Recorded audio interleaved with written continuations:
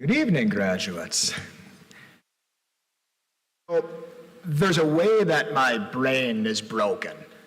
Whenever things are going too well in my life, like everything feels like it's just lining up perfectly, there's this little voice that pops up and says, Holschuh, someday you're gonna die.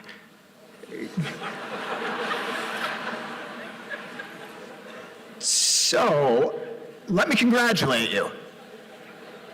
Tonight is a cause for celebration. But I also figure if you eat your vegetables, look both ways at crosswalks, and avoid sticking Q-tips in your ears, you might have 80 years left on Earth. And while I hope that 80 years feels inexhaustible right now, there's a lot to do here. There's sunsets and roller coasters and sleeping in on rainy days, not to mention falling in love and making $1 billion and changing the world and whatever else you have your heart set on. And you, no matter how rich and full your life has been up until this point, have experienced almost none of it. That is, of course, the big problem. Our time here is limited. We would prefer that it wasn't. And that limited time makes us wonder what this is all about. There's a poem that's been in my head for years, and it starts, "Tigers gotta hunt, birds gotta fly, man's gotta sit and wonder why. And in my experience, that why, it occupies a lot of our time here. But the good news is you're young, and you have a lot of time to figure it out. But there's one more layer to the problem I want to talk about tonight, and it's this. Not all time is created equal. I don't know about you, but as I've gotten older, my attention has frayed. Have you ever closed TikTok just to get bored and open up TikTok? During my day, when I'm not careful, I find myself pulled from one screen to another, one breaking news item to another, one noise to another. And it's easy to let an entire evening slip away, scrolling, flicking, tapping, or letting the next video autoplay. And when that happens, I feel diminished, a bit hollow, like the experience has cost me something. Other evenings, though, are better. On those evenings, I'm intentional with my attention. I spend them lost in a book, deep in conversation with people I love, or just walking the dog in the moonlight. I let my mind wander, I let the quiet seep in, and I feel big, like I'm closer to being myself or tapped into some energy at the center of existence. And that distinction, that difference between the good evenings and the bad, feels like the most important distinction in the world to me. So this is the problem I want to talk to you about.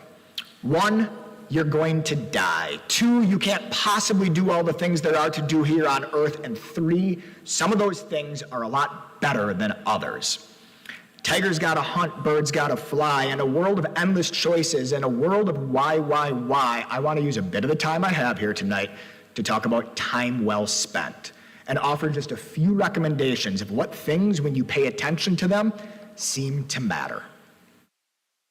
First, I can recommend work. There's a story that I like about Benjamin Franklin. Over the course of his life, Franklin was an inventor, a scientist, a diplomat, and not just a founding father, but a mentor to the other founding fathers. But before he was any of them, he was a printer. He hauled and cut paper, he forged and set type. It was dirty, back-breaking work, but it also offered him something.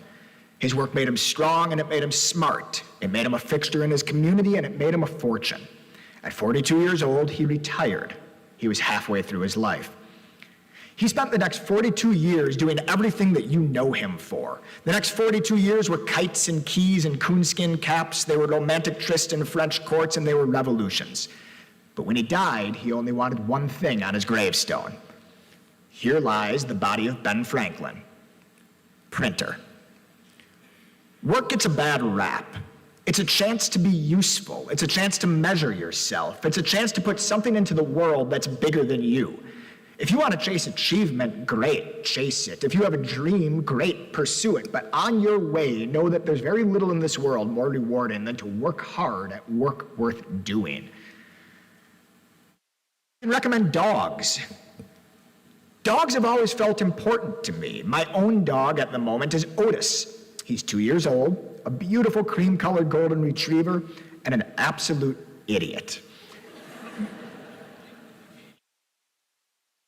side of his mouth. He digs holes in my yard. He's scared of delivered boxes on the front stoop. And I once saw him fall 15 feet off of a narrow bridge into a river below. For all of that, though, Otis is important. In his dim-wittedness, he's also large-hearted. He'll chase a ball until he collapses in the shade, and he'll walk into a stream for the joy of getting wet. Man's got to sit and wonder why, but Otis does very little wondering.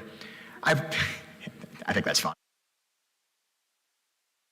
You got to know Otis. I've heard this called the dog wish, a desire we have to be so enviably dim-witted, unconcerned with anything but the now.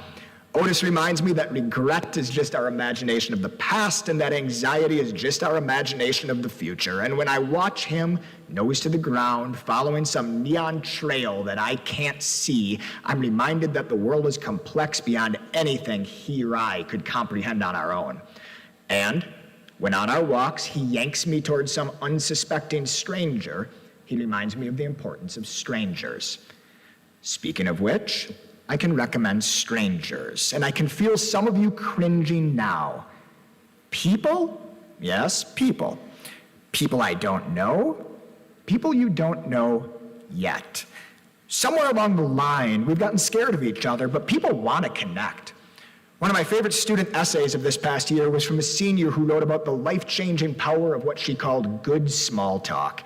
In it, she extolled that small talk is a tiny olive branch to strangers, a polite invitation to connect. My mother has a genius for this. My entire life, my family has been my parents, a clutch of siblings, and whatever strangers we had recently gathered.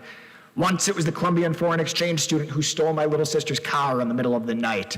Once it was the young girls from the Chinese restaurant who looked a bit bored, so my mom brought them to Christmas. I once saw my mother meet a woman in line for the elevator at the top of the Sears Tower, and by the time that elevator got to the bottom floor, we all went out to dinner together. When I was young, I was mortified by this. She would wave to people on the street, they would raise an uncertain hand in return, and when I would ask her who that was, she would say, "Oh, I have no idea, but it's nice to wave." It's nice to wave. One of the annoying things about getting older is realizing how often your parents were right. A question about family, a stupid joke, a well-chosen compliment, and strangers bloom. We should know this already. Homer reminds us that strangers can be gods in disguise, and the parable of the Good Samaritan reminds us that neighborliness has nothing to do with where you live and everything to do with how you act. Talking to strangers reminds us that love is everywhere we look for it. So that's what I've got for you. Work matters. Dogs are important. It's nice to wave. I'd love to give you some bigger truths, but I think the biggest truths are often the little ones. I can recommend that you make art even if you're bad at it. I can recommend falling in love with somebody who keeps you listening until the sun comes up. I can recommend long summer drives with your windows rolled down, and I can recommend finding things that scare you and running toward them like they just stole your wallet. More than anything, I can recommend that you pay attention to what you pay attention to. How we spend our days is how we spend our life. And I hope more than anything that you pay attention to the things in your life that shoot through you like lightning and make you feel so dang happy to be here on earth that you could cry. That poem from earlier, the why one, it finishes with, tiger gotta eat, bird gotta land, man gotta tell himself that he understands. We think that why is a question that we ask. Why me? Why now? Why any of this? But I'm not sure it is. Instead, I think it's one that we answer. We answer it with who we spend our time with. We answer it with how we fill our days. We answer it with every action that we take and every decision that we make. We answer it with what we pay attention to. Graduates, you've got 80 years left. I hope you use them well. Congratulations.